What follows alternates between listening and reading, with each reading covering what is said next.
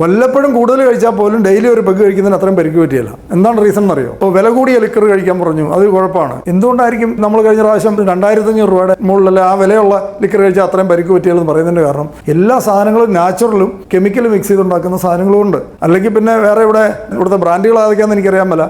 500 രൂപയ്ക്ക് ഒരു ബോട്ടിൽ ഇവിടെ നാട്ടിൽ കിട്ടുമ്പോൾ 8000 രൂപയും 10000 രൂപയൊക്കെ വേറെ ആൾക്കാർ കൊടുക്കുന്ന എന്തായിരിക്കും ഡിഫറൻസ്? നാച്ചുറൽ സോഴ്സിൽ നിന്ന് എടുക്കുന്ന സാധനം ആയതുകൊണ്ടാണ് വില കൂടുന്നത്. നിങ്ങൾ കേട്ടിട്ടുണ്ടോ എന്ന് അറിയാൻ പറ്റില്ല, ചില വൈനിനൊക്കെ ലക്ഷങ്ങൾ വിലയുള്ളതുണ്ട്. എത്ര വർഷങ്ങൾ ഇരുന്ന സാധനമാണ്. അതുപോലത്തെ ഭീകര വിലമറ്റുള്ള സാധനമുണ്ട്. നമ്മൾ കേട്ടിട്ടില്ലായിരിക്കും, കണ്ടിട്ടില്ലായിരിക്കും. അതിൻ്റെ അർത്ഥം ഇതില്ല എന്നല്ല അർത്ഥം. അത് മേടിക്കുന്നവരാരും മണ്ടന്മാരും എന്ന് വിചാരിക്കരുത്. അപ്പോൾ അതൊക്കെ നാച്ചുറൽ സോഴ്സിൽ നിന്ന് എടുക്കുന്നതുകൊണ്ടാണ്. കെമിക്കൽ മിക്സ് ചെയ്തുണ്ടാക്കുന്ന സാധനം വില കുറവായിരിക്കും, ചീപ്പായിരിക്കും. പക്ഷേ നമ്മുടെ ശരീരത്തിനകത്തെ പല അവയവങ്ങളും ചീപ്പ് പോലെ ആക്കുമെന്ന് മാത്രം. എന്നാൽ ഞാനിത് പ്രൊമോഷന് വേണ്ടി പറയുന്നല്ല. നല്ല കള്ള് നാച്ചുറൽ സോഴ്സിൽ നിന്ന് കിട്ടുവാണെങ്കിൽ കഴിക്കുകയാണെങ്കിൽ ശരീരത്തിന് പരിക്ക് പറ്റുന്നതല്ല, നല്ലത് കിട്ടിയാൽ. സാധാരണ ആൾക്കാർ എന്ത് കഴിക്കുമെന്നൊക്കെ ചോദിച്ചു, സാധാരണ ആൾക്കാരുടെ കാര്യമല്ല പറയുന്നത്, ഞാനിത് റിയാലിറ്റിയാണ് പറയുന്നത്. മാത്രമല്ല എല്ലാ ദിവസവും ഒരു പെഗ്ഗൊക്കെ നല്ലതാണ്, ഹെൽത്തിന് നല്ലതാണെന്ന് വരെ പറയുന്ന ആൾക്കാരുണ്ട്. വല്ലപ്പോഴും ഒരു ദിവസം കഴിച്ചാൽ അത്രയും പരിക്കില്ല. ഒരു പെഗ്ഗല്ല, 2 പെഗ്ഗോ 3 പെഗ്ഗോ എന്തെങ്കിലും വല്ലപ്പോഴും കഴിക്കുന്ന പോലെയല്ല. ഡെയിലി ഒരു പെഗ്ഗ് കഴിക്കുമ്പോൾ ഡാമേജ് കൂടുതലാണ്. അപ്പോൾ പലർക്കും അറിയില്ല. ആൾക്കാരുടെ വിചാരം ഡെയിലി ഒരു പെഗ്ഗൊക്കെ കഴിച്ചാൽ കുഴപ്പമില്ലെന്ന് വിശ്വസിക്കുന്നവരുണ്ട്.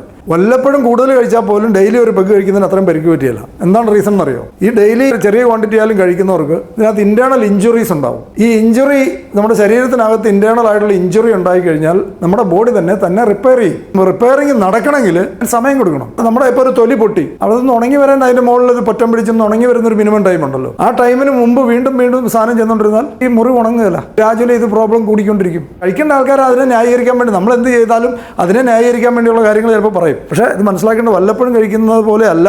സ്ഥിരമായിട്ട് കഴിച്ചാൽ ഇന്റേണൽ ആയിട്ടുള്ള ഇഞ്ചുറീസ് ഉണ്ടാവും. ആ ഇഞ്ചുറി റിപ്പയർ ചെയ്യാതിരിക്കും. ഇതൊക്കെ നാളെ ഗുരുതരമായിട്ട് ഉള്ള ആരോഗ്യ പ്രശ്നം ഉണ്ടാവും. ഇത് ഗുരുതരമാണോ പ്രശ്നം എന്നുള്ള മനസ്സിലാക്കേണ്ടത് ഞാൻ പല ആൾക്കാരോടും പറയാറുണ്ട്. അത് മനസ്സിലാക്കണമെങ്കിൽ ഇതുപോലെ ആരെങ്കിലും ബന്ധുക്കോ ആർക്കെങ്കിലും ലിവറോ കിഡ്നിയൊക്കെ പോയിട്ടുള്ള ആൾക്കാരുണ്ടെങ്കിൽ അന്നേരം മനസ്സിലാകും നമ്മൾ പറയുന്നതിൻ്റെ വാല്യൂ എന്താത്രയുണ്ടെന്ന്. അന്നേരം മനസ്സിലാവും ഈ തമാശ കളിച്ചതിൻ്റെയൊക്കെ ഒരാളും കാണുകയല്ല, വേറെ വീട്ടുകാരല്ലാതെ വേറെ ആരും കാണുകയല്ല ഫൈനലി കൂടെ ഇങ്ങനത്തെ പ്രശ്നങ്ങൾ വന്നു കഴിയുമ്പോൾ.